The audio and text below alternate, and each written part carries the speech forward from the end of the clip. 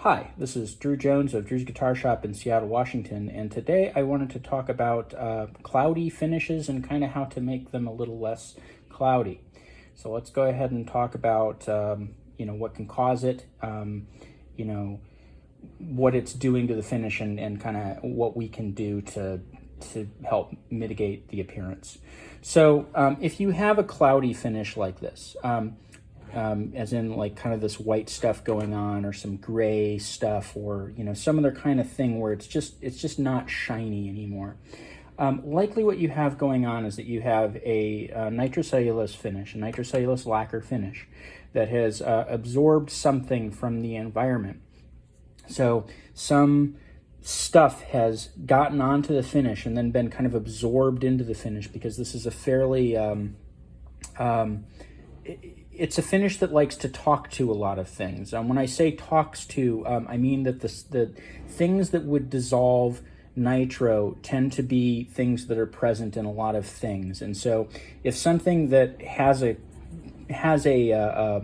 property that would dissolve nitro gets on the finish, it is likely to kind of mix with it a little bit, and that can cause cloudiness, or it will stick really hard to it, and that will cause cloudiness. In some cases, stuff can really get inside the finish, and in the case of like this here, where it's kind of like a whitish thing going on, in some cases that's not just on the surface, that would be down into the finish, and that would be called blushing. And what that is moisture, water moisture that's been trapped in the finish, which can be a real problem and needs to be dealt with in a different way than I'm going to show in this video. That needs to be basically re-wetted with solvent and allowed to kind of re-cure, which is a thing that I definitely don't recommend people get into, because that's taking lacquer thinner or acetone or any of that stuff to your nitro is just not a good idea. But for the stuff that can be dealt with by by folks without spray equipment or a spray room or any of that stuff, we're going to talk about some remedies for some of this stuff, and you can try this stuff out on the finish. It's going to be pretty safe.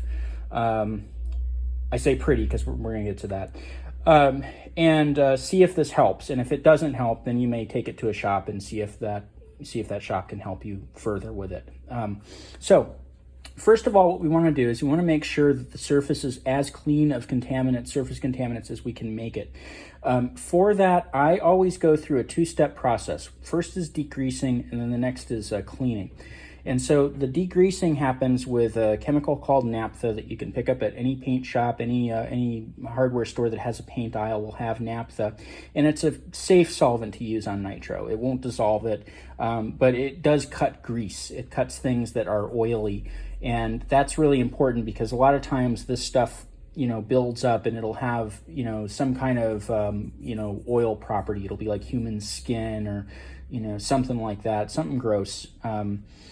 And the naphtha, if you take that and kind of give it a good scrub, and when I say a good scrub, I mean more sideways movement and less downward movement. You don't want to press down into the finish. You want to kind of just rely on the fibers in the cloth to kind of move around and kind of act as a little bit of a carrying agent and a little bit of a scraper. I don't know, scraping is kind of a poor thing, but some kind of rough surface running over it with that solvent, if that makes any sense.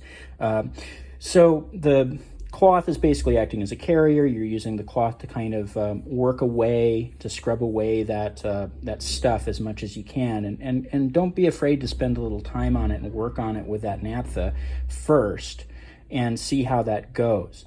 Now, the next thing that you're going to want to do once you think you've gotten as far as you can get with that naphtha is you want to take a cleaning polish to it. I like to use this stuff here. Now, there's an important thing to note about this. You don't want to spray this in situations like this directly on the finish.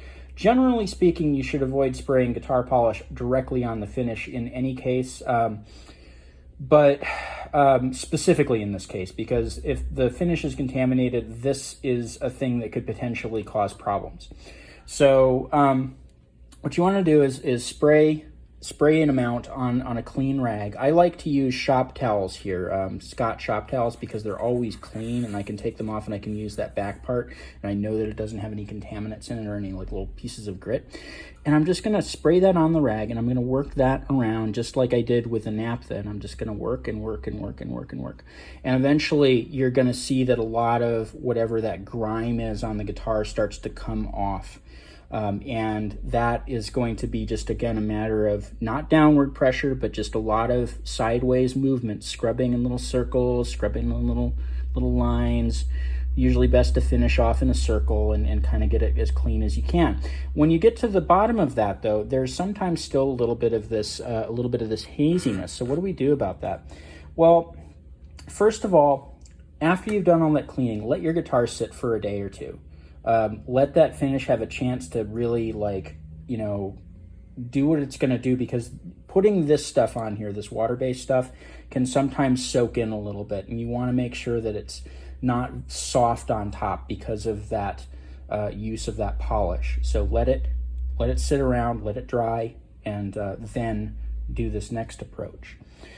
The next approach is going to be using an abrasive polish, and I want to say right before we start that it's an abrasive polish. It's not a cleaning polish. That means that it has little particles in it that are going to remove little bits of that finish and are going to, you know, polish it via, you know, kind of removing a little bit of material. So that's a thing to consider, because it is possible to overdo it with these kinds of polishes, and I don't recommend using them all the time because it will eventually thin out your finish. Now, the kind that we're going to be using isn't something that's going to, you know, remove a whole lot of finish, and so I feel comfortable talking about it and telling people about it, but it's, you know, it still is a concern. So if you have a spot where, you know, you can already see some exposed wood, maybe don't take this to that part because you know that the finish is thin. And it's worth noting that the fine particulates in this stuff are white. And so if they soak into that exposed wood, they will leave it a little bit white stained. And, you know, that's going to be very difficult to deal with. So don't take this around parts where they're exposed wood. Don't take it around parts that look like they're really super thin. So with that being said, let's go ahead and get started. Oops, sorry about bumping the camera there. So I have a clean shop towel here, and you can see that I've already done a little bit with this. So I'm just going to take this nice fresh part, and we're going to be using this Meguiar's polishing compound. Has a picture of a car on it, and that's because I picked this up at O'Reilly's Auto Parts. You can get it at AutoZone. You can get it pretty much anywhere that, you know, has car stuff. It's for polishing out car finishes.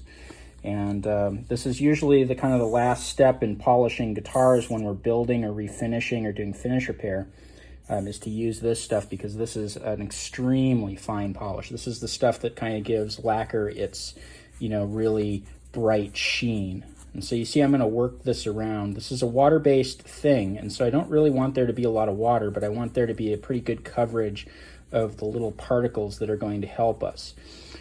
Make sure that your hands are clean before handling this stuff. So the next thing that I'm going to do is I'm going to find a spot on here. So we'll go right here where we see a little bit of that cloudiness, and I'm just going to kind of work it.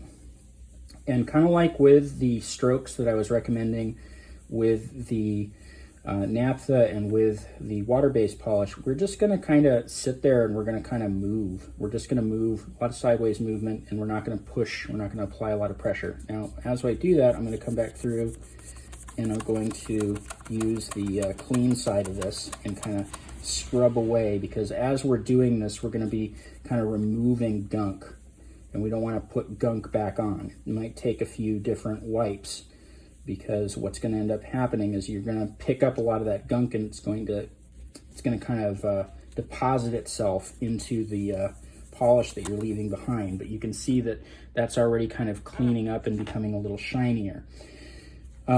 It also might be worthwhile to kind of expose a new part of that rag and put a little bit more polish on it, and to kind of you know, provide a fresher surface that you're not quite dealing with as much of that debris that you've been removing. as you would be otherwise, if that makes any sense. And then again, come back through and wipe it with the dry side. And you'll see that as you do that, that haziness does go away. It takes a little bit of rubbing, a little bit of elbow grease, but it will eventually go away. You can see how shiny that has gotten there. And that's just a matter of slowly working with that process, removing the grease, removing the water-based crud that's going to be on there, and then going through and very gently with this stuff here, going through and polishing. Now it's worth noting also that this being a water-based thing, this is also going to be one of those things that you kind of want to take it easy with it. Do the rubbing on it and get it to go away. And it may take a few sessions. If you've got really, really thick caked on stuff here, it may take a few times of going through and doing this. And the more of that stuff that you can get off first with the naphtha and the Dunlop 65, the better off you're going to be. But if even after that you've got a lot of stuff on there, it may take a few times, and you may find yourself switching out this rag because you see all that yellow and crud in there. That's the stuff that we've been removing. And so if it's really super bright yellow or whatever color you're pulling off, maybe roll it over to a new fresh side of the rag and again work it until that stuff kind of comes off, and then use a dry part and wipe it and go back and wipe it and go back and wipe it. But that's how you get rid of that that kind of haziness, and that's how you do that fairly safely. Now again, don't use this near exposed wood. Don't use it in spots of the finish where you can tell that it's thin. You can eventually go through the finish. Like if I sat here, just kind of absent-mindedly doing this for, I don't know how long it would take. This is pretty thick finish. But if it was like something like a Martin soundboard where the lacquer is really thin, I could see going through that after a while. Like especially if you did this really often with it, you might be able to pull some of that finish off, and then you're talking about like finish repair and getting all that white crud out of there. So definitely, treat this type of polish with a lot of respect when you get in and start working on stuff, because this does have the potential to go right through your finish, and it does have the potential to kind of stain wood underneath, and those are both things that are definitely worth keeping in mind. But this will clean up that haziness that you end up with on some older guitars, some nitro finishes. So it's a good trick to keep in mind.